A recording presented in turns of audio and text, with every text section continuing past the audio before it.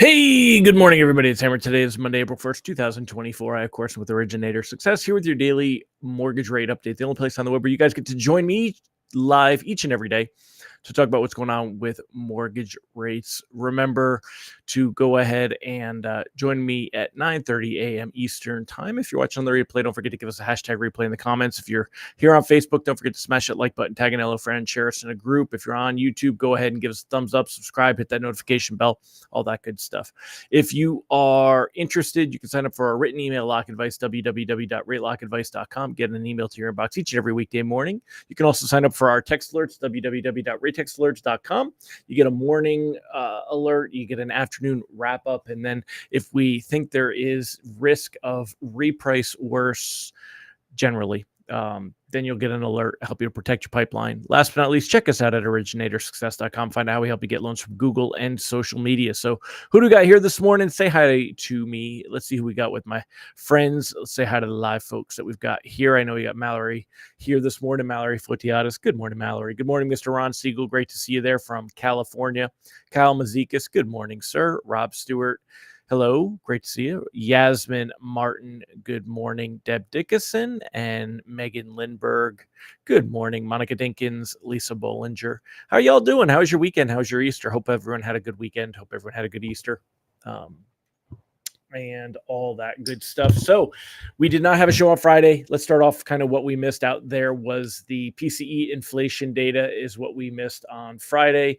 As far as how that actually came out, the data itself, let's go ahead and share. It's already up on the screen. There you go. So data itself basically came in as expected, was right along the lines of where it was.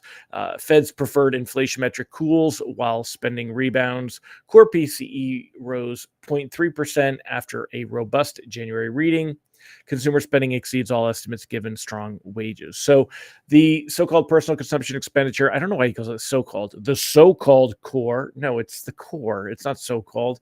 What kind of dumb shit is that? Anyway, increased 0.3% from the prior month. That was after a 0.5% reading in January, which was not what we wanted to see. So the fact that it's come back down again is a good thing. Fed officials may take comfort in a tame increase in a narrower gauge of services inflation within the report. At the same time, inflation-adjusted consumer spending exceeded all estimates on the heels of the biggest gain in wages in over a year, blah, blah, blah. Basically, we didn't have anything that we had to worry about was the bottom line on this. Another thing to be paying attention to, Powell reiterated, he spoke on Friday, and Powell said, hey, we don't need to be in a hurry to cut rates. He said the data came in line with expectations and that they are, not in a hurry. So the fact that the U.S. economy is growing at such a solid pace, the fact the labor market is still very, very strong, gives us a chance to just be a little more confident about inflation coming down before we take the important step of cutting rates, Powell said. Fresh inflation data released earlier is pretty much in line with our expectations. That was Friday's PCE data. But Powell reiterated it won't be appropriate to lower rates until officials are sure inflation is on track towards 2%, the rate they see is appropriate for a healthy economy. So that's really, they said the same thing. It's the same thing as what we've heard. It's the same thing going on. So this week we have a lot of data, a lot of jobs data, starting out with actually this morning, we get some manufacturing data, which will have a jobs component hidden inside of it with manufacturing jobs the component in the manufacturing data. Tomorrow we get the JOLTS job opening labor and turnover survey from the Bureau of Labor Statistics, BLS. Wednesday we're going to get the ADP private payroll data. That'll come out in the morning. Thursday we get unemployment claims, we get every week. And then Friday we get the big report, the big dog, the non-farm payroll data, wages and unemployment. So basically at this point, it puts us in a little bit of a different position on where things are at. So let's start out bringing it back home here. Rate sheets this morning going to be a little bit worse today. As you can see here, mortgage-backed securities, they're down 20 basis points to start the day. You can see there's a pretty big drop off here this morning. We expected to see some movement this morning. Part of it was possible reaction to PCE, and part of it's just month end, beginning of month movement. It's really not that big. I don't like the fact that 10-year treasury yield 4.27. That's the highest that we've seen since back here. When was the last time we saw 4.27? That was on Wednesday and Thursday, March 21st. So, it's basically, it's been a while. We're seeing that higher 10-year treasury yield. We'll see which direction it goes from here. Hopefully we see a little bit of improvement. Short term and all that stuff. We had talked about that before this week, before today. Now we're going to go ahead and float everything. So reprice risk on the day is low. It's not likely we have to worry about seeing any big moves today. I think the rate sheets this morning are going to be worse than Thursday. And for those of you that got rate sheets on Friday, but not enough that we have to panic, and certainly not enough that I want to be locking, though. Anything less than 30 days, we're going to cautiously float. We have a lot of data this week. We need some help from that jobs data to see rates improve from here. We need signs that the labor market is softening a little bit, and I don't know that we're going to get that. Hold on, I want to turn my heater off. I'm getting a little dry.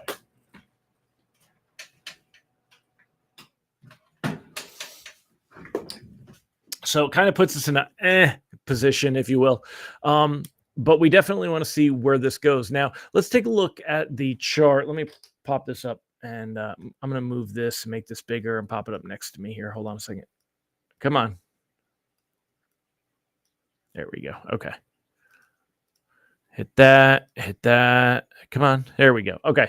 So we had jobs data on March 8th. And you could see here, that was our best level. We worked up to it, right? See right up here. This is March 8th, the top of this candlestick, this green candlestick. Those were the best. That was the best that we saw mortgage bonds performing before they really took a dip, rebounded, and then kind of caught back up. So all of March, the first part of March, we were doing well leading up into the labor data. And I think we could see that again this week, a little bit of improvement. That's partly why I want to float. But after that data came out, that was the high point. And the data was pretty good. And remember, more than created, but we had and that was 2 out of 3 actually went in our direction. It really kind of dip and worsen, and it wasn't because of a reaction to the jobs data as much as it was just an overall trend, if you will. Then we got that recovery and rebound, and we're still below where we were when that last jobs data came out. Now, where is it going to take us this week? We've got some technical support here. You'll see.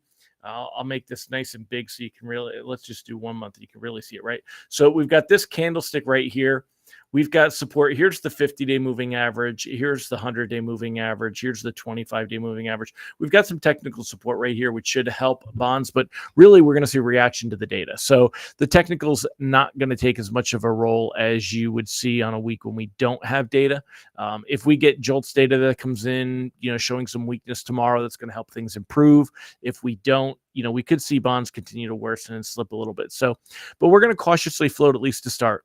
This 10-year treasury yield 4.27, again, hitting a lot of resistance before we see improvement here. In order to improve, we have to break through the 25 and 200-day moving average. Then you have another convergence of the 50 and 100-day moving average right here. So you've got a lot going on as far as holding that 10-year treasury yield from actually moving much lower and improving. We've really got to see some momentum. So keep that in mind. This is not necessarily going to be a great week as far as rates go.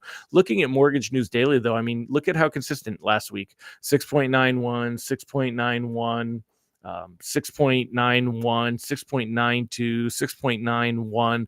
Rates were just treading water unchanged all of last week. And that's why we were kind of locking it up before we lost a little ground this morning where we're at today, losing some of that ground. But now we want to cautiously float. Let's see if we can get some help from that labor data. Next week, we're also going to get the CPI, Consumer Price Index. We're going to get that on April 10th. That's when we see the March data. The next inflation report, that's about 10 days from now. first, boo-ha, all that good stuff. But that's what we got going on. Ron said, too funny that Powell spoke Friday about strong employment numbers, and today California announces February unemployment of 5.3. Yeah, there's a lot of signs that the labor is not as strong as everyone says that it is. So we definitely see that. Mike said, what is normal inflation? Mike, normal is the setting on a dryer. However, when you're talking about inflation, the Fed is looking for 2% on the PCE, personal consumption expenditure. That is what the Fed wants to see. They want to see 2% with the PCE, with the core, basically on the core. So we're at 0.3 month to month with an annual. Do we have what were all the numbers for the annual was, let's see. All right. Let's see. They'll have a little chart and they'll show it. Okay. So when we look here, the month over month, the headline number was 0.3, came in a little bit better than estimate. The core came in at 0.3, right as what was expected. The headline year over year came in at 2.5. So we're only slightly above what they're calling for anyway. And then the core came in at 2.8, which is what they're really looking at right there. So that's the big difference as far as where things went. It came in almost exactly where expected, a little bit better as far as the headline month over month, after being 0.5 the month before. So we've got that going on. Good morning, Marissa. Good morning, Randy Teagle. Giddy up, my friend. Ron said the 10-year breakout above 25 and 50-day moving average for that 10-year treasury yield. Yeah, I mean, if you want to turn around and look at what we did last week, that broke out above that. You can see that here, that we had that. Again, I'm not putting a ton of this is a support level, because when it comes to the 10-year treasury yield, up is bad. So this was support. The 25-day moving average, I don't put a lot of stock in. The 200-day, it was kind of holding, but we were right above it, and then it went below it, and then now it's back above it. Everything's so tight on this. I don't really give a lot of credibility to this. I'm not really worried about it breaking above this. I don't think we're due to see it go flying higher or anything like that. You don't want to get I'm not going to get hung up on the technicals. We're not technical traders, and I don't think the technicals are going to drive it. It's all going to be based on the data that we get this week in the labor data. So a lot less of that. Mike said, I know 2% is what they want, but what is the number that it was made up? What's the normal? Well, I mean, it depends on what you want to look at. If you want to look at the PCI, CPI, Mike, you can go to BLS and look at we could look at the chart here, and there is no actual normal. I mean, it goes up and down. In the last few years, we've been so low, but here, CPI chart. Let's see.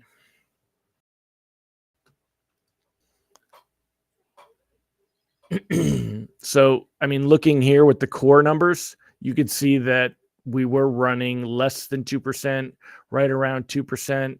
Less than 2% in 2019. Then it really dipped, of course. Then it shot high with COVID. So before COVID, you could see, you're asking what were they at? It was, as high as 3.8. Let's take a look at the core and turn this one off for a minute. All right, looking at the core numbers, you could see that generally for the CPI, 2012, we've been running below 2% or right above 2%. So, for 2012 to 2020, we were right around that 2% mark, very much so. 2.2, 1.7, blah, blah, blah. All right, I'm going to wrap it up this week, guys. I am dry this morning, and I need to go get a drink. I'm fighting something. Maybe it's the allergies, changing weather here. Maybe I'm getting sick. Not quite sure. Started feeling it yesterday. So anyway, I'm going to wrap it up. Hope you guys have a fantastic day. Join me again tomorrow. We'll talk about what was going on, which direction we're headed. Again, we're going to get the JOLTS data tomorrow. That'll come at 10 a.m. Wednesday is the ADP data. Thursday is the unemployment claims. Friday is the big data. So I'm thinking we've got some things to talk about this week. All right. Good. I'll see you tomorrow. Take care, everybody. Make it a great one. Bye-bye.